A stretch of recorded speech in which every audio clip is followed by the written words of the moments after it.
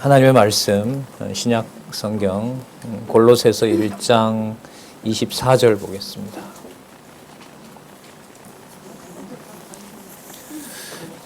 골로새서 1장 24절 제가 보겠습니다. 내가 이제 너희를 위하여 받는 괴로움을 기뻐하고 그리스도의 남은 고난을 그의 몸된 교회를 위하여 내 육체에 채우노라. 이제 한 절만 살펴봤습니다.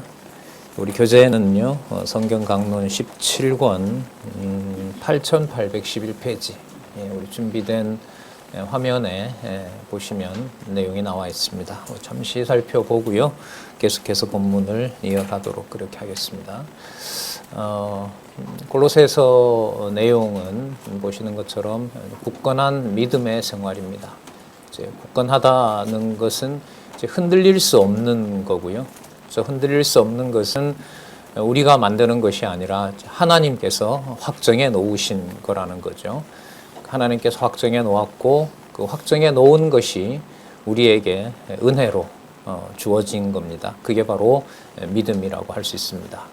그것은 이제 앞부분에 있는 바로 복음에 일치하는 삶을 살게 하신 필연적인 결과라는 사실을 약속의 말씀으로 확인해주고 있는 내용입니다. 1장에서 우리는 그 교회 생활을 무장하게 하시는 내용이 복음 진리라는 사실을 우리가 확증을 했고요. 그 다음에 1장 이제 15절에서부터 전파된 복음을 변증하는 내용이 나타납니다. 우리가 1장 15절에서부터 20절에 그리스도에 대한 놀라운 기록이 있죠. 이건 뭐 우리가 일상사에서 또 일반적인 신앙생활에서는 일반적으로 알고 있는 그리스도와는 전혀 차원이 다른 그리스도를 소개하고 있죠. 하늘과 땅을 통일시키되 그리스도가 십자가의 죽으심으로 땅과 하늘, 이 땅에 육의 몸을 가지고 있는 자들과 보이지 않고 영원하신 바로 그 하나님과 하나가 됐다는 놀라운 사실을 이제 골로새는 이방인이죠. 저희들과 같은 이방인에게 이 비밀을 알려주는 겁니다. 그리고 우리 육 안에 더더욱 유대인들과 비교할 수 없는 그 당시로 보면 뭐 지금도 유대인이 그렇게 자신의 밖에 있는 자기 나라 사람들 외에는 그렇게 취급을 하죠. 그 이방인들에게 메시아의 영이 함께하고 있고 여호와 하나님이 그 안에 내주하고 있다는 이 말은 뭐 지금도 그렇지만 그 전에 그 역사로 보더라도 절대로 용납할 수 없는 비밀입니다.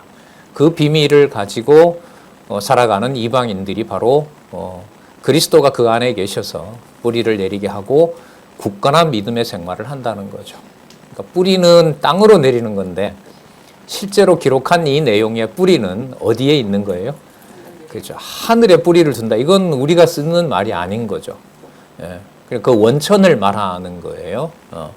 자, 우리가 지난 시간에 우리가 23절까지 살펴봤는데 그 23절 내용에 대한 부분을 잠시 우리 보충 설명을 좀 하고 넘어가겠습니다. 그 23절에 보시면 이제 굳건한 믿음의 생활과 관련해서 그 말씀이 나와 있는데요. 거기 보시면 만일 너희가 믿음에 거하고 터위 위에 굳게 서서 너희 들은 바 복음의 소망에 흔들리지 아니하면 그러하리라. 이 복음은 천하 만민에게 전파된 바요.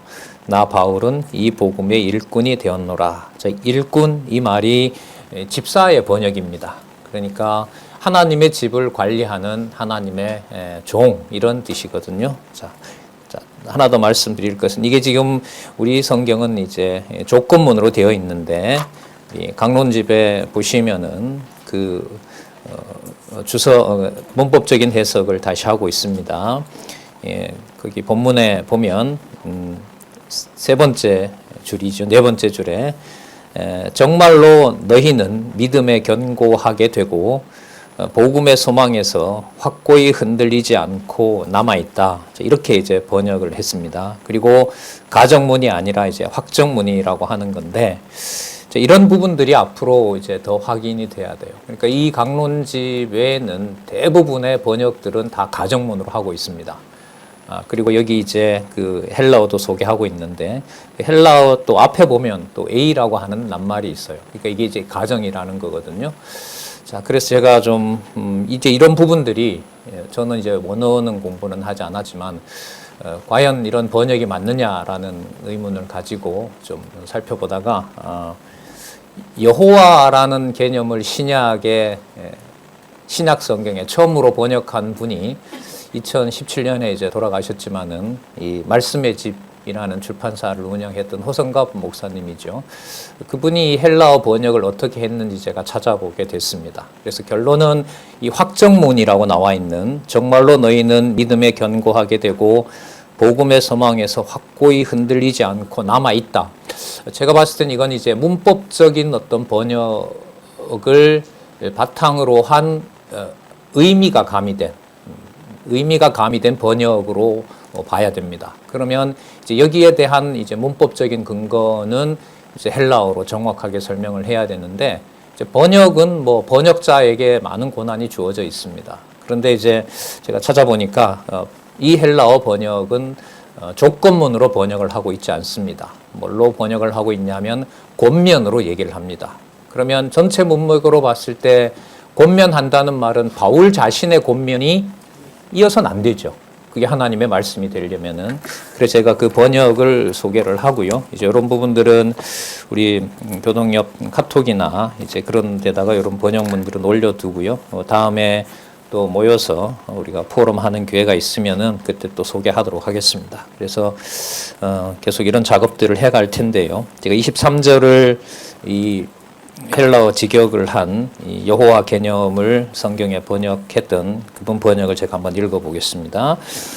여러분은 정녕 믿음의 기초 위에 계속 굳건히 서서 여러분이 들은 복음의 소망으로부터 흔들리지 마십시오. 이렇게 얘기를 합니다. 그러니까 이 가정문이 아니죠. 뭐죠? 권유인 거죠. 권유는 뭐냐 하면 바울이 자신이 주체가 되는 것이 아니라 하나님 앞에서 기도하는 내용이라고 보시면 됩니다. 우리가 성도들에게 어떤 걸 권할 때 내 명령을 받으라는 게 아니죠. 그렇게 되기를 원하는 말인 겁니다. 자, 흔들리지 마십시오. 이 복음은 하늘에 있는 모든 피조물에게 선포되어야 합니다. 이건 약속이니까요. 그리고 나 바울은 이 복음의 사역자가 되었습니다. 이 사역자라는 말은 아까 우리 읽었었죠. 일꾼이 되었노라. 디아코니아, 우리 집사로 번역하는 바로 하나님의 집 관리인이다, 이런 말입니다. 그리고 이제 포항에 갔더니 그 국어학자이신 분이 조건에 좀 자유로워지세요. 우리 한국어는 조건을 말할 때 다 인간 의지를 전제하는 게 아닙니다. 그래서 지난번에 그런 예를 드렸잖아요. 아파 죽게 됐어요. 병원에 안 가면 안 돼요. 그리고 그 병원에 유일한 의사가 있어요. 그럼 우리가 어떻게 말을 해요? 그 병원 안 가면 죽어. 이렇게 하죠. 그럼 그건 뭐냐 하면 거기 가야만 뭐 할 수 있다? 살 수 있다. 그럼 이게 이 강론집에서 해석한 조건이라는 말이 한국어에서는 무엇을 강조하는 말이 돼요? 확정문을 강조하는 말이 얼마든지 될 수 있다는 겁니다. 그런 안내도 있고요. 그러니까 이런 부분들이 이제 앞으로 이제 신약, 특히 이제 신약 헬라어를 정통으로 다루는 이런 사람들에게 이게 확증이 됩니다. 물론 이 자신이 있죠. 요건 이제 요것만 본 건데요. 성경 신학에서 말하는 이제 골로새서 전체라든지 성경 전체와 연관해서 변증을 해가면 이건 얼마든지 이제 설명을 할 수가 있는 것입니다. 이렇게 말씀을 좀 드리고요. 앞으로 이런 일들이 계속해서 우리 종서 연구회도 있지만은요. 이런 연구들을 통해서 진짜 다음 세대들에게 선명한 우리 한국어로 볼 수 있는, 국어로 볼 수 있는 번역이 또 필요하다, 이런 말씀을 좀 드립니다. 자, 계속해서 우리 본문 살펴보도록 하겠습니다. 자신을 일꾼이라고 소개를 한 바울이 24절에서부터 29절 일꾼이 된 이유를 알려줍니다. 여러분, 일꾼은 아까 하나님의 종이었고 하나님의 집 관리인이라 그랬죠. 그러면 집 관리인이 요구하는 대로 따라가는 겁니다. 그럼 이 집 주인이 어떤 일을 하셨느냐? 그게 15절에서부터 20절에 살펴봤습니다. 그 속에 하나님의 신성이 충만히 거하지만 하나님의 백성과 하나님을 화목시키기 위해서 자기 몸을 어떻게 했어요? 버리신 거죠. 그럼 고난을 받으신 거잖아요. 그러면 집 주인이 집을 그렇게 관리했다면은 그 종은 당연히 누구 뜻을 따라야 돼요? 주인의 뜻을 따라야겠죠. 그래서입니다. 그래서 이제 너희를 위하여 받는 괴로움을 기뻐하고, 자, 그 다음 나오죠? 누구의 남은 고난?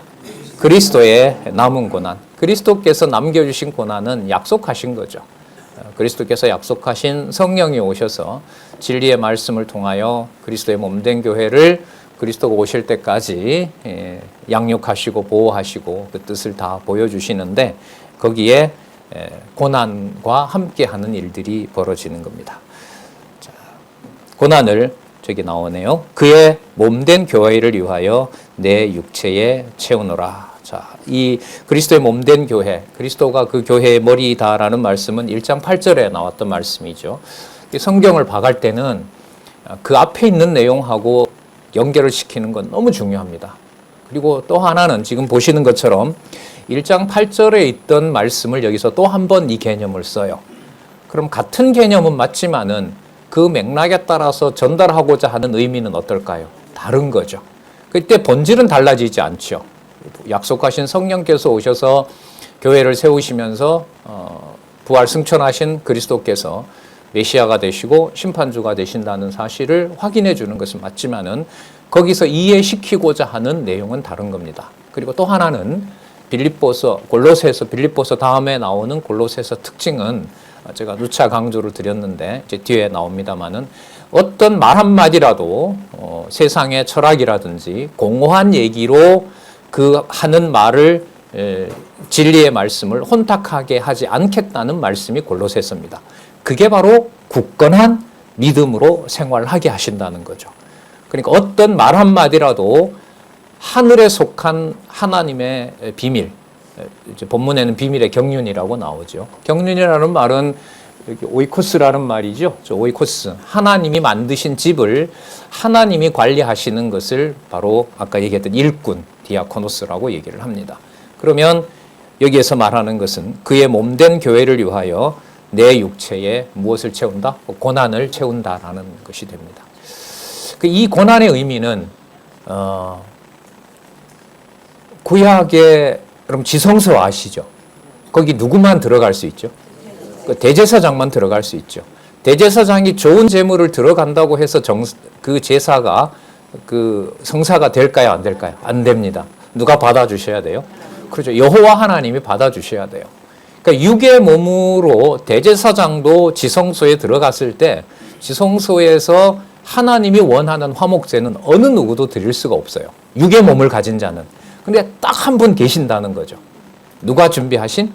여호와 하나님이 준비하신 자신의 아들 그리스도인 겁니다. 그러니까 그리스도의 고난은 자신이 제물이 되시고 당신이 제사장이 되셨어요. 그래서 그리스도가 고난을 받으시고 물과 피를 흘리신 그 사건만이 눈에 보이는 물질적인 사건인데 누가 원하는 완벽한 제사가 되는 거예요? 자, 여호와 하나님이 원하는 완벽한 제사가 돼요. 그 제사의 큰 의미가 뭐냐 하면 화목제입니다. 그 화목이 이루어졌을 때 그 제사를 드린 후에 이스라엘 백성들이 감사하게 되죠. 그래서 화목제를 무슨 제라고 합니까? 감사제에다가 넣는 겁니다. 그러니까 감사는 하나님께서 받아주셨을 때 가능한 거죠. 이방인을 유대인과 질적으로 다른 바로 이방인을 그리스도를 통하여 하나님의 제물로 받아준다는 사건입니다. 그 일에 사도 바울로 하여금 그 일을 하게 하셨고 골로새에 있는 만나지도 못했지만 전도자를 통해서 말씀을 받은 골로새 교회, 이방교회 성도들의 그 몸도 눈에 봤을 때는 분명히 더러운 이방인이지만 바로 그 안에 그리스도의 영이 함께하는 누구의 자녀이다? 하나님의 자녀이다. 그 하나님의 자녀가 맞다는 것을 사도 바울의 고난을 통해서 확증을 하시는 거예요. 그러니까 그리스도의 화목 제물을 통하지 않으면 인간과 피조물과 하나님이 화목할 수 없는 것처럼 사도들의 고난과 많은 믿음의 선진들이죠. 많은 믿음의 선진들이 하나님의 말씀을 전하는 자들이 무엇 없이는 고난 없이는 그러면 고난을 당하고 고난을 극심하게 당한다고 해서 그게 조건이 되어서 화목제물이 되는 건가요? 아니죠. 그건 대제사장이 애쓰면 화목제물이 된다는 논리와 같은 거니까요. 그러나 그건 아니거든요. 자, 지금 그 얘기를 하고 있습니다. 그러니까 바울은 여기에서 골로새 성도들에게 하나님의 자녀된 얘기를 하면서 자신의 고난을 자기가 고난을 많이 겪는다는 얘기를 하려는 게 아니에요. 그 고난이 그리스도께서 보증하지 않으면 어떤 경우에라도 내 고난은 하나님 앞에서 의미 있는 것이 아니라는 겁니다. 그래서 아까 우리 살펴봤던 그 번역 문제에서도 그 확정된 사실, 그 믿음의 토대는 오직 그리스도 안에 있다는 겁니다. 그 내용이 다음에 나타납니다. 보겠습니다. 내 육체에 채우노라 고난을 내가 볼까요? 교회 일꾼 된 것은, 여러분 이때 일꾼이 아까 말했던 또 그 집사 번역이에요. 전적으로 집 주인의 말을 듣는 관리인.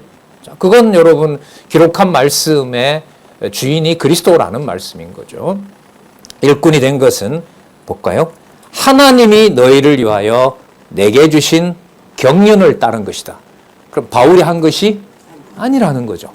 하나님이 너희를 위하여, 이방에 있는 이 성도들을 위하여 내게 주신 경륜을 따라. 여러분 경륜은 하나님의 집을 하나님이 관리하는 걸 말하는 겁니다. 그럼 경륜을 따랐다는 말은 하나님께서 작정하신 대로 바울을 이방의 사도로 불러서 뭘 당하게 했어요? 고난을 당하게 하는 거죠. 그러니까 복음을 전하면서 이방인들이 돌아오는 역사가 그리스도께서 그 몸으로 물과 피를 쏟으시면서 하나님께 화목 제물이 된 것을 증거하는 증거예요. 그러니까 징계가 없이 육의 몸에 쏟아지는 고난이 없이 이방의 백성들에게 말씀을 전하는 것은 논리적으로도 성립하지 않습니다. 왜냐하면 이방 백성이 뭘로 화해가 됐느냐? 근데 예수님은 이미 가시고 없잖아요. 예수님 승천하셨잖아요. 그러면 육의 몸을 입고 온 그리스도처럼 물과 피를 쏟는 제사가 있어야 된단 말이에요. 그럼 그 제사를 바울로 하여금 복음을 전하면서 그 복음이 하나님과 땅에 있는 이방 백성들의 화목을 이루어야 되고, 그 화목을 이루는 것이 굳건한 토대가 될 수 있는 유일한 길이란 말이에요. 그러면 사도 바울은 복음을 전한다고 하는 것은 반드시 그리스도처럼 화목 제물이 되어야 되는 거예요. 그럼 반드시 뭐가 따라야 돼요? 고난을 받아야만 되는 거예요. 이미 우리는 고린도전서 13장 3절에서 몸으로 뭔가를 하는 것에 대해서 철저하게 선을 그어놓은 걸 보셨죠. 자기 몸을 불사름에 내어줘도 뭐다? 아무것도 아니다. 참 이게 인간의 감정으로는 넘어설 수 없는 말입니다. 넘어설 수 없어요. 자, 그 맥락에서 너희를 위하여 내게 주신 경륜을 따라. 그러니까 하나님의 집 안에 하나님의 백성을 만드는데 그리스도가 화목제물이 되신 것처럼 복음을 전하는 자가 뭘 당하게 된다? 복음을 전하는 자가 고난을 당하게 된다는 것은 너무너무 분명한 증거가 되는 겁니다. 경륜을 따라 누구의 말씀을 이루려 함이라? 너무너무 정확하죠. 경륜은 창세전으로 가야 됩니다. 창세전 하나님께서 에베소서에 나오죠. 하나님께서 비밀의 경륜이라고 말씀하셨죠. 그 비밀의 경륜을 따라 하나님의 말씀을 이루려 함이라. 그 다음 설명을 합니다. 이 비밀은 만세와 만대로부터 오므로 뭐 한 것이다? 감추었던 겁니다. 그렇죠. 이방인에게 여호와 하나님의 이름을 마음껏 부를 수 있다. 유대인들도 자유롭게 부를 수 없었던 그 여호와라는 말을 붓을 씻어서 기록해야 될 바로 그 문자를 이방인들이 마음 놓고 부를 수 있고 노래할 수 있도록 해준 이것은 감추었던 비밀입니다. 그러니까 유대인들이 여기에 못 견디는 거죠. 못 견디는 거예요. 시기 나고 질투나게 하는 것이 하나님께서 이방인들에게 복음을 전하게 하시는 바로 섭리 방법이잖아요. 자, 이 비밀은 만세와 만대. 만세는 시간적인 개념이죠. 오래전부터 창세로부터 이렇게 되겠죠. 창세로부터. 그다음 만대는 다 대대손손을 따라서. 그래서 여러분 아담에서부터 그리스도까지. 자, 그 마태복음에도 족보가 나오지만 누가복음에 보면 예수님의 출생을 거슬러 올라가서 누구에게까지 가죠? 하나님에게 가죠. 그래서 누구의 아들이다? 하나님의 아들이다. 그 다음에 신약에는 여러분 그와 같은 족보가 나올까요? 안 나올까요? 자손 언약과 관련된 족보들이 마태복음에서부터 계시록까지 아까 누가복음이나 말씀하신 아브라함은 이삭을 낳고 이삭은 야곱을 낳고 그러한 족보가 사도행전 이후부터는 나온다? 안 나온다? 안 나온다? 나온다? 이거 갈라지는데요. 이거 만약에 자손 언약이 안 나오면 아담에게 약속하셨던 자손 땅 통치 언약을 설명할 수가 없어요. 그럼 여기서 이제 자손 개념을 육적 이스라엘 개념에서 벗어나야 돼요. 영적인 자녀, 아까 해당되는 아까 읽었던 골로새 교인도 들어가야 되고 여러분들과 저도 들어가야 돼요. 그러면 그 족보가 나올까요? 안 나올까요? 쏟아지죠. 나오는 정도가 아니라. 로마서 16장 기억하시죠? 바울이 복음을 전하고 거명하는 40여 명의 구체적인 인물들이 무엇에 대한 실체적 성취예요? 아브라함 이삭을 낳고 이삭이 야곱을 낳고 야곱이 유다와 그의 형제를 낳고 그 육적 계보의 실체적 족보가 구체적으로 말씀드리면 로마서 16장에 있는 이방, 로마인, 하인, 자유인 모두를 포함한 무엇으로? 족보로 성취된 거죠. 그게 바로 자손 언약이 성취된 겁니다. 이 현장에 여러분들이 우리 대구 중심교회 지체들 오셨는데 오랜만에 만났죠. 이 시간에 함께하고 있는 또 외국에서 함께하고 있고 또 우리가 얼굴을 알지 못하지만 진리의 말씀을 듣고 있는 모든 하나님의 자녀들이 바로 족보의 실체가 되는 겁니다. 자, 이 비밀은 바로 그렇게 만세로부터 만대로 2000년 전에 드러났고 이 2000년 전에 기록한 말씀을 우리가 지금 받고 있는 거죠. 만세로부터 창조 때부터 대대를 이어져서 골로새 성도들처럼 우리들도 누구와 화목을 이룬 누구의 백성이다? 예, 그리스도 안에서 하나님과 화목을 이룬 하나님의 백성들이다. 그게 여러분들과 골로새 성도들이 육의 몸으로 이 땅에 살아가는 이방인들로서 성도들이 가지고 있는 신체의 비밀인 겁니다. 몸의 비밀인 거죠. 이 육적인 것을 무시하면 우리 어제 이제 작용하면서 요한이 있었는데 그 육적인 몸에 그리스도가 하나님과 화해시켜준 사실을 무시하면 그런 자들을 뭐라고 불러요? 육의 몸 안에 든 그리스도를 부정하면 뭐라 불러요? 적그리스도라고 부르는 겁니다. 적그리스도라고 부르는 겁니다. 그래서 우리가 육적으로 많은 실수를 하고 있는 특히 자녀들에 대해서 부모의 권리를 주장할 때 거기에 하나님과 그리스도께서 자신의 물과 피로 화목을 이룬 하나님의 백성이라는 개념을 지워버린다면은 그건 육적 관계에서 아무리 부모의 은혜와 부모의 권한이 크다 하더라도 그는 성경과는 무도라는 거죠. 거기에 많이 괴로워하고 있고 하나님 살려주십시오라고 기도하고 있고 진리의 말씀을 함께 듣게 해달라는 간곡함이 지금 교회 동력자협회 전 세계적으로 세계는 다 확인 못했지만 우리 함께 하시는 우리 선배들 보면 너무너무 간곡하게 어제 우리 대구 제 한 분이 말씀하신 혼자라도라는 말을 이제는 이해할 것 같습니다.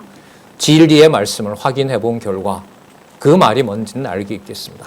오직 하나님 앞에서라는 게 무엇인지 진리를 확인했을 때 가능합니다. 이렇게 말씀해 주시더라고요. 각자의 몫인 거죠. 그리고 함께하는 자녀에 대해서는 그런 하나님을 경외하는 나를 보고 그 진리의 말씀에 자신도 그 아이도 접근할 수 있도록 간곡하게 바라고 있는 거죠. 자, 계속 보겠습니다. 놀라운 얘기죠. 이 비밀은 만세와 만대로부터 오므로 감추었던 것인데 이제는 그의 성도들에게 나타난 거 이거 계시라고 그러죠. 나타났고 하나님이 그들로 하여금 이 비밀의 영광이 이방인 가운데 얼마나 풍성한 것인가를 알게 하려 하심이라. 주체가 누구죠? 누구예요? 이 문장에? 하나님이 알게 하시는 거예요. 하나님이 알게 하시는 거예요. 그러니까 골로새서의 주제인 굳건한 믿음의 생활이라고 하는 것은 이 땅에 살고 있는 이 육의 몸을 가진 골로새 성도를 비롯한 모든 이방인들도 하나님이 감추어 오셨던 비밀의 경륜을 누구의 고난을 보면서 골로새 성도들 같은 경우에는 가지 않은 만나보지도 않았던 사도 바울의 고난에 대한 소식을 들으면서 그게 그리스도와 하나님, 아버지와 그리스도인 아들이 이루신 화목 사건의 증거를 뭘 통해서 본다? 소식으로 듣는, 기록으로 듣는 사도 바울의 고난을 통해서 확증한다는 겁니다.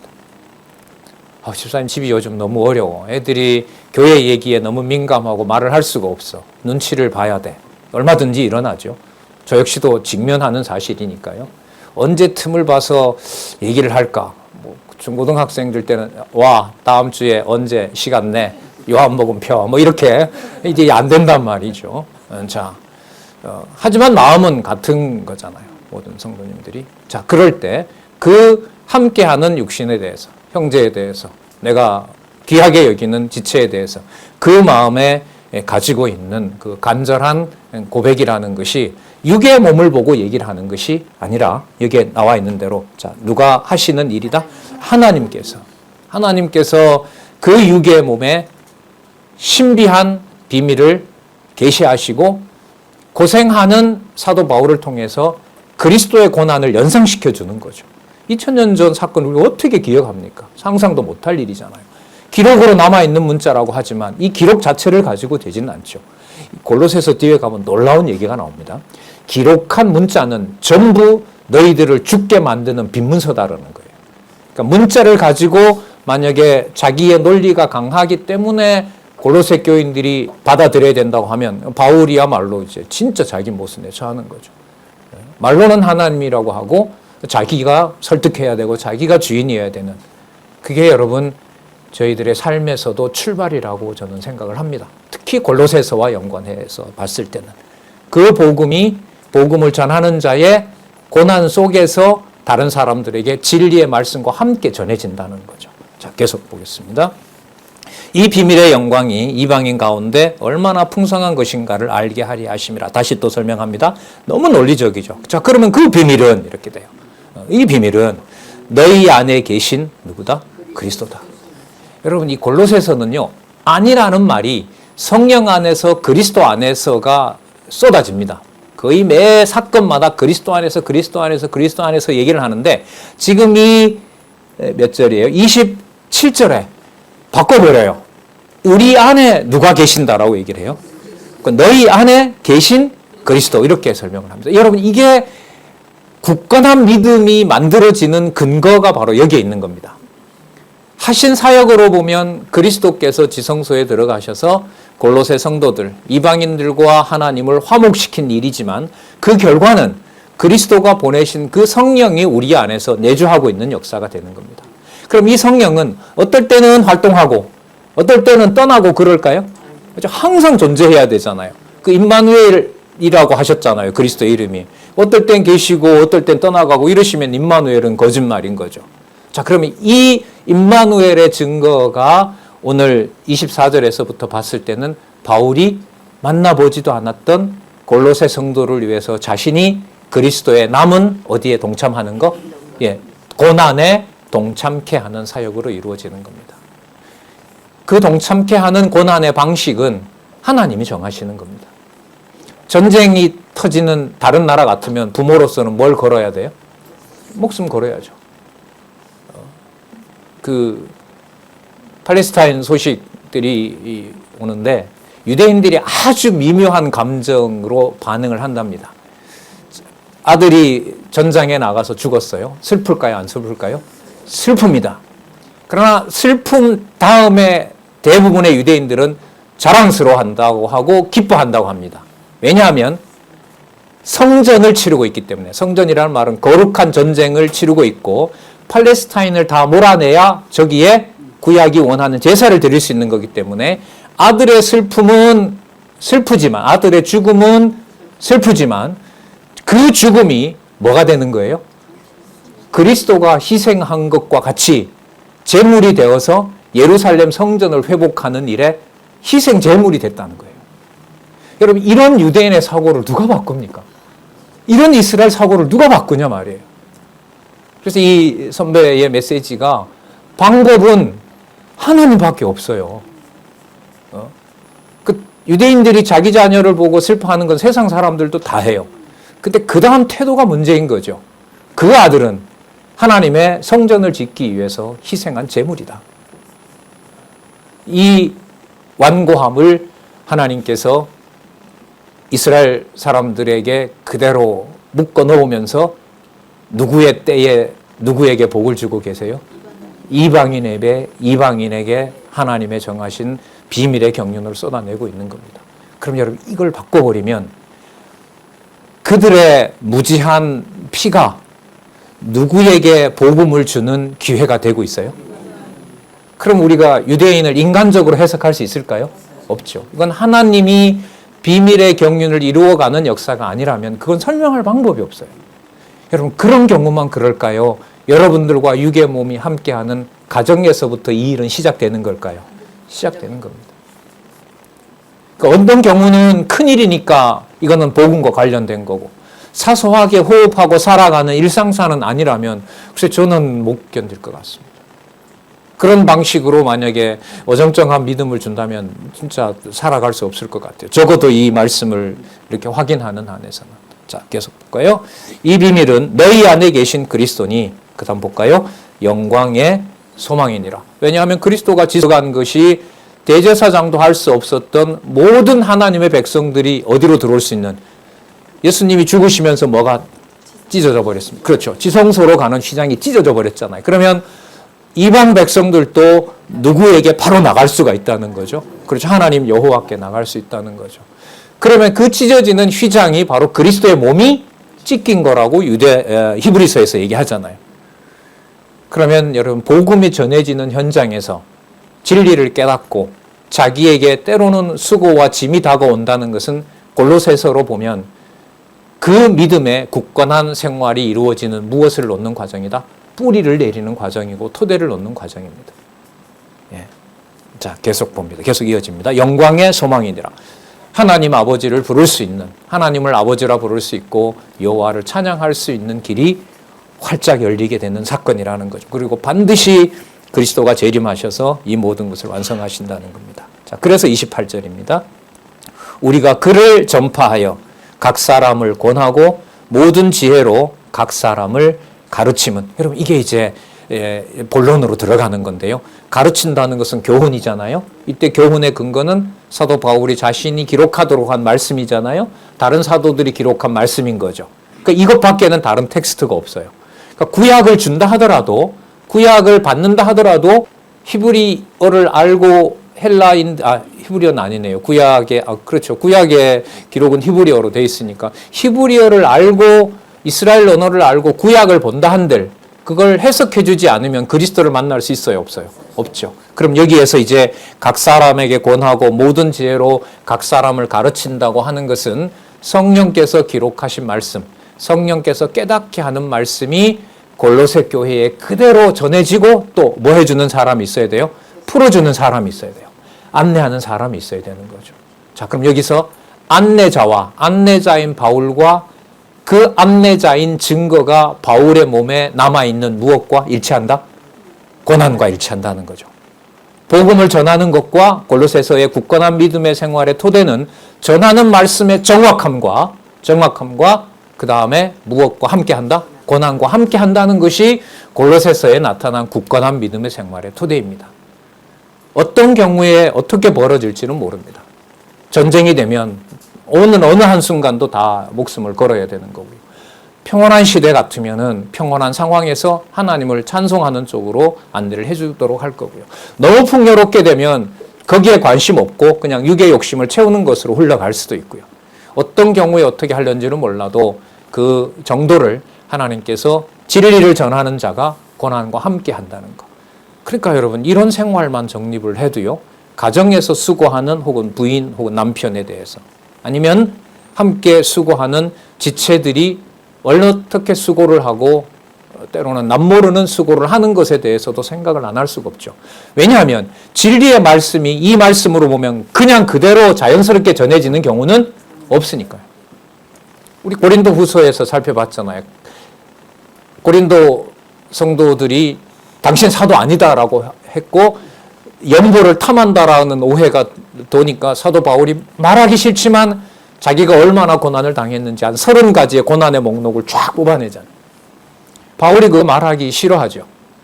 그 고난을 내세우게 되면 사람 주눅들잖아요. 내가 이렇게 고생하는데 당신들 왜 이렇게 오해하느냐. 하지만 그런 변명을 하게 한단 말이죠. 자, 계속 보겠습니다.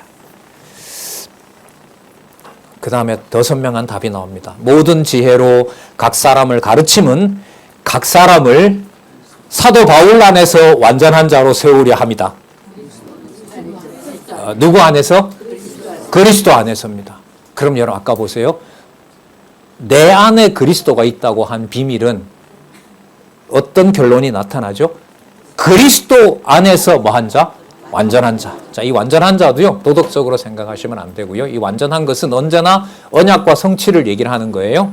창세전 그리스도 안에서 이방인도 하나님 자녀로 삼았던 그 본래의 뜻을 이 땅에서 하나님께서 당신의 집에 적합한 자로 만들어내는 것. 이게 바로 완전한 자입니다. 그래서 완전하다라는 말의 헬라어를 보면 첫 번째 뜻이 뭐냐 하면 원하는 대로 성취된 이런 뜻입니다. 원하는 대로 성취. 그럼 누가 원하는 대로 성취됐을까요? 아까 주어가 하나님이시니까 그리스도 안에서 완전한 자로 세우려 함이니라. 그 세우려 한다라는 말이 여러분 교회를 세운다는 거고요. 하나님의 처분에 전적으로 따르는 자로 만든다는 거죠. 그러면 하나님이 원하시는 자녀로 살아갈 수 있는 요건은 누구 안에서만 가능해요? 그리스도 안에서만 가능합니다. 상황으로 보면 골로새 교회는 불완전하죠. 형편없죠. 하지만 바로 이 자를 그리스도께서 하신 이 놀라운 사역으로 보면 그리스도가 받는 고난으로 보면 누구 안에서는 완전한 자다? 그리스도 안에서 완전한 자다. 여러분 이 단락만 가지고 신앙생활을 육의 몸을 가지고만 해도 엄청난 토대가 놓인다고 봐요. 여기에 나타난 오늘의 이 기록이 우리가 일상사를 살아가면서 생각하거나 만나는 상황이 있어요, 없어요? 거의 없거든요. 거의 없거든요. 그러니까 읽지 않아서 더더욱 모르고 소개하지 않아서는 더더욱 모르고 형식적으로 그냥 오고 가는 신앙생활에서는 아무도 모르고 다닌다 하더라도 수십 번 들었던 것하고 눈으로 보면서 확인하게 해서 이 몸을, 이 생각을 온몸에 관절과 골수로 하나님께서 퍼뜨려서 양육시키는 것하고 그 차이는 크거든요. 그런데 어떤 경우는 이제까지는 성경신학 전에는 그 기록한 말씀을 마음껏 먹고 싶어도 소화불량이에요. 모르겠고 이해가 되진 않고 어디서부터 먹어야 되고 왜 이렇게 이 상을 왜 차려놨는지. 우리나라 반찬이 많다 하지만 엊그젠가 텔레비전 보니까 티벳 어느 나라는 상의 반찬이 84가지더라고요. 하나씩만 먹어도. 그러니까 한국에서 간 사람이 도대체 이게 뭔지 상황 접수가 되질 않는 거예요. 그러니까 여러분 그게 와 하셨잖아요, 여러분. 그 창세기부터 계시록까지는 반찬이 몇 개예요? 어제 어떤 장로님 말씀에 의하면 장은 20개 맞습니까? 곤편장에서 장만 20개. 그럼 한쪽 가로까지는 몇 개일까요? 제가 적어놨는데 수백 개. 제가 여러분 그럼 수백 개라는 말이 수백 개의 단어라고 본다면은 진리의 말씀을 전하게 하면서 무엇이 뒤따르는 일이에요? 고난이 뒤따르는 상황으로 연결을 시키면 됩니다. 거기에 와하셨다면은 창세기부터 계시록까지 어떤 걸 먹어도 다 소화할 수 있는 그 84가지가 그 건강에 해를 주는 음식은 아니란 말이죠. 다 그 정성스럽게 이제 한국에서 왔다니까 대접하는 거 아니겠어요? 그것도 그런 것인데 창세기에서부터 계시록까지 어떤 말씀을 보더라도 하늘에 있는 하나님의 비밀을 만날 수 있다는 사건, 이건 없었단 말이에요. 그 사건 속에 여러분들과 제가 살아가게 하시는 거죠. 그리스도 안에서 완전한 자로 세우려 함이니 이를 위하여 볼까요? 나도 내 속에서, 아까 그리스도 안에서 완전한 자니까 바울이 전면으로 나설 수가 있어요, 없어요? 없죠. 그러니까 이 말이 나올 수밖에 없는 거예요. 이를 위하여 그리스도 안에서 완전한 자로 세워지도록 하기 위해서 나도 내 속에서 능력으로 역사하시는 이의 역사를 따라 힘을 다하여 수고하느라. 수고한다는 말은요, 아주 나이브하게 번역하면 녹초가 된다 이 말이에요. 그럼 이게 아까 뭐하고 관계돼요? 고난하고 관계되죠. 금방 죽여도 아무 소리를 지르지 못하는 요한계시록에 나오는 성전문을 열었을 때, 성문을 열었을 때 딱 거기 있는 모습이 뭐였어요? 어린 양밖에 없었죠. 어린 양밖에 없었어요. 바로 그 어린 양의 모습이 바로 수고한다라는 겁니다. 어떤 자기 권리도. 그럼 이게 아까 뭐하고도 관련돼? 일꾼하고 관련되죠. 디아코니하고 관련되죠. 하나님의 집을 관리하는 바로 하나님의 종하고도 관계가 되는 거죠. 그러나 그 종이 몸으로만 때운다고 해서 그게 하나님 앞에서 절로 진리로 드러나는 게 아니에요. 그걸 여러분 골로새서에서 경계합니다. 뒤에 가면 아시겠지만 거짓 천사를 숭배하고 몸에 겸손을 만들어내는 일을 절대로 따라가지 마라 이렇게 얘기를 합니다. 그 말은 몸에 어떤 고난을 가하면서 자기가 희생하는 것 그 자체가 누구의 복음을 따르는 것은 아니다. 하나님의 복음을 따르는 것은 아니다. 율법대로 살려고 해도 얼마든지 몸에 욕심을 죽여갈 수 있거든요. 그러나 뒤에 나옵니다만은 그것으로는 육체를 제어하고 하나님이 원하는 화목제물이 되는 것과는 전혀 무관한 일이다. 할 수가 없다. 천사의 방언으로 말한다 하더라도 아무것도 아니다라는 말씀 우리가 잘 알고 있잖아요. 이를 다하여 나도 내 속에서 능력으로 역사하는 이의 역사를 따라 힘을 다하여 수고하느니라. 여러분 역사한다라는 말이 우리 이 표현에는 잘 안 드러나는데 이 역사라는 말이 바로 여러분 에너지의 어원입니다. 에너지. 지난번에 우리 원로께서 말씀하셨죠. 에테르라는 거. 그 에테르의 근원이 하나님이잖아요. 이 역사한다라는 헬라어가 바로 힘있게 운동한다라는 바로 그 말입니다. 그러면 그 힘있게 운동하는 것은 누구의 능력이냐 하면 하나님의 능력이죠. 그리스도 안에서 완전한 자로 세우도록 하시는 하나님의 능력의 역사가 일어나는 것이 복음을 기록하고 또 뭐하고 전하고 또 그 전하는 자들과 함께 동역하는 자들과 그리고 동역하는 자들도 같이 어디에 동참하는 고난에 동참하는 일이 바로 굳건한 믿음의 생활의 토대가 되는 것입니다. 네. 자, 이렇게 해서요. 1장 내용 1장 1절에서부터 14절까지 전파된 복음을 회고하고 특히 아까 강조를 했죠. 1장 15절에서 하나님의 아들에 대한 만물에 대한 관계, 교회의 머리가 되신다는 거, 그리고 보이지 않는 하나님의 형상이라는 거. 하지만 오늘 24절에서부터 29절에 나타난 복음 전도자의 고난은 철저히 누가 그 안에 계셔서 역사하는 일이다. 자, 누구 안에서 완전한 자로 세운다? 예, 그리스도 안에서 완전한 자. 이때 완전한 자는 누가 원하던 자? 하나님께서 그리스도 안에서 선택된 그 모습으로 완벽하게 세우는 것입니다. 이런 언어는 우리가 일상사에서 하루 종일 있어도 만날 수가 없어요. 그래서 그 말씀을 매일, 그 말씀을 조금이라도 볼 수 있도록 해달라는 강구가 큰 거죠. 이 말씀 생각 안 나면 그냥 육적 관계로 밖에는 볼 수가 없어요. 그러나 몇 절 되지 않는 이 24절에서부터 29절 이 말씀은 육의 몸을 이 땅에 두고 때로는 오해받고 때로는 좀 무시당하고 때로는 배신감을 느끼고 하는 그 육의 몸이 진리와 연관을 시킨 일로 그 자리에 둔 거라면 누가 받은 고난의 계시 사건이 된다? 그리스도가 받은 사건의 계시 사건이 된다는 겁니다. 그래서 열받지만 자식한테도 무시당하는 것이 저주가 아니라 뭐가 될 수도 있다? 복이 될 수도 있다.